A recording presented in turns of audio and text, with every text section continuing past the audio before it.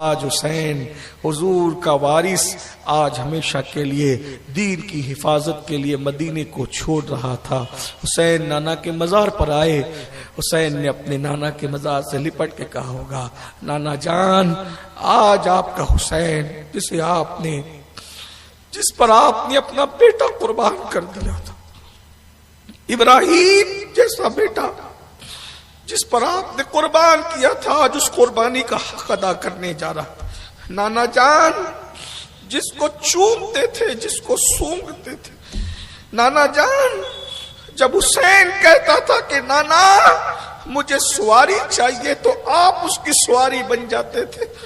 جب حسین کہتا تھا کہ نانا میری سواری کی باغ کدھر ہے، میری سواری کی لگام کدھر ہے، تو آپ اپنی زلف عنبرین جس کے ہاتھوں میں تھما دیتے تھے۔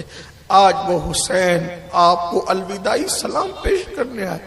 نانا جان میں جاتا ہوں، میرے لیے دعا کر دے۔ یا رسول اللہ، اے غم گنوں کے غم گسار، اے غم زدوں کے غم گسار، آج آپ کا حسین مظلوم ہے۔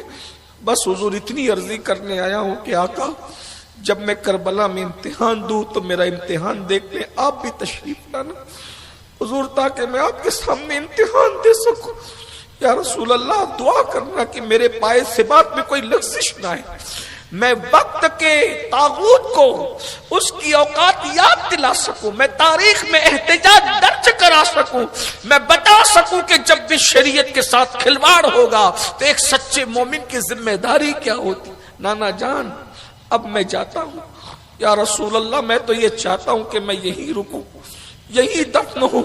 کاش کہ ایسا بھی ہوتا آقا کہ آپ کی قبر انور شک ہوتی اور آپ مجھے اپنے ساتھ اپنی قبر میں لے لیتے۔ یا رسول اللہ میرے آقا، میرے کریم نانا مجھ پہ کرم فرمائے۔ پتہ نہیں کیا کیا حکم جاری ہوئے، لیکن چشم تصور کہتی ہے کہ رسول اللہ کی طرف سے اشارے ہوئے، حسین وہ وقت نہیں آیا، ابھی تمہیں اپنی ذمہ داری کو پوری کرنا ہے۔ حسین جاؤ، اللہ کی امان میں جاؤ، ہم تمہارا امتحان دیکھنے ضرور آئیں گے۔ حسین اچھے سے امتحان دینا۔ گود میں اٹھایا تھا، سینے لگایا تھا، کندھوں پہ چڑھایا تھا، اس لیے تاکہ جب تم گر رہے تھے تو ہم نے سنبھالا تھا، آج دین گر رہا ہے تم نے سنبھالنا ہے۔ جاؤ حسین اپنی ذمہ داری پوری کرو، تمہارا کام ہے، آل نبی کا کام ہے، آل نبی ہی نے کرنا ہے۔ یہ تصورات کی دنیا ہے، بس اتنا یاد رہا، اہل عرفان بس اتنا کہتے ہیں، مولا حسین نے جب نانا کو الوداع کہا ہوگا تو ہائے ہائے اس وقت کیفیت کیا ہوئی ہوگی۔ آنکھوں کا تارا ہمیشہ کے لیے جدا ہو کر جا رہا ہے، قیامت تک لوگ نبی کو سلام کرنے آئیں گے، لیکن اب اتنا اچھا کوئی سلام کرنے نبی کو کبھی نہ آ سکے گا۔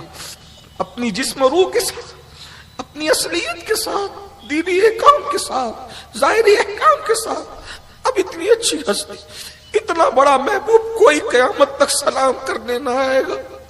مولا حسین نے نانا کو الوداع کہا، الفراق الفراق یا رسول اللہ، الوداع الوداع یا رسول اللہ۔ اور اس کے بعد مولا حسین پچھلے پیر اپنی پشت کو حضور کے روضے کی طرف کیے بغیر پلٹتے رہے اور نانا کے مزار کو دیکھ کر آنسو بہاتے رہے۔ ام المومنین سیدہ ام سلمہ گھر میں موجود ہے۔ حضور کی ازواج میں ام المومنین ام سلمہ صرف ایک بچی ہوئی ہے، باقی ساری حضور کی بیویاں پردہ فرما چکی ہے۔ ام سلمہ کہتی ہے میرے لال مدینہ سونا کر رہے ہیں، مدینہ چھوڑ کے جا رہے ہیں۔ کہا امی جان نانا کا حکم ہے، میں نے دین بچانے کے لیے جانا ہے۔ اللہ اکبر۔ ام المومنین نے کہا اگر ایسی بات ہے تو ایک کام کرو، بیویاں چھوڑ کے جاؤ، بچے چھوڑ کے جاؤ، تم لوگ مرد چلے جاؤ۔ عرض کی امی جان نہیں، مجھے یہ حکم ہے کہ میں بیویوں کے ساتھ جاؤں، انہیں بھی قربانی دینا ہے۔ ام المومنین نے فرمایا بیٹا وہ کربلا کی مٹی تو میرے پاس ہے، تمہارے نانا نے کہا تھا کہ جب یہ سرخ ہو جائے تو سمجھ جانا کہ میرا بیٹا کربلا میں شہید ہو۔ کہاں جا رہے ہو؟ ام المومنین سے کہا فی الحال تو مکہ جا رہا ہوں۔ ام المومنین نے کہا نہیں، تم مکہ نہیں جا رہے ہو، تم کربلا جاؤ گے۔ تمہارے نانا نے مجھے یہی بتایا تھا، تمہارے نانا نے یہی نشانی بتائی تھی، تم فی الحال کربلا کا قصد، تم فی الحال مکے کا قصد کرو، لیکن اصل تم کربلا جا رہے ہو۔ حسین اللہ تمہاری حفاظت کرے۔ اب امام جو ہے گھر میں آتے تو گھر میں ایک کوہرام مچا ہوا ہے، ایک کوہرام ہے۔ کوہرام کیا تھا؟ سامان بند رہے تھے، سواریاں کھڑی تھی، کجاوے کسے جا رہے تھے، کوئی روتا ہے اس کو تسلی دینا، کوئی بھی لگتا ہے اس کو سمجھانا، امتحان پہ امتحان ہے، قدم قدم پہ امتحان ہے۔ لکھنے والوں نے یہاں تک لکھا 7 سال کی بچی سیدہ سکینہ کو ساتھ لے جانا ہے، 1 مہینے کا بچہ جس کی صرف 1 مہینے کی فی الحال عمر ہے، اس علی اصغر کو بھی ساتھ لے جانا ہے، 18 سال کا بیٹا اس کو ساتھ لے جانا ہے، 19 سال کا بھتیجا اس کو ساتھ، اس طریقے سے تقریباً گھر کے مردوں میں 14 یا 19 لوگوں کو ساتھ لے جانا ہے، بیویاں ہیں، بیویوں کو ساتھ لے جانا ہے، لیکن ساتھ جن جن کو جانا تھا ان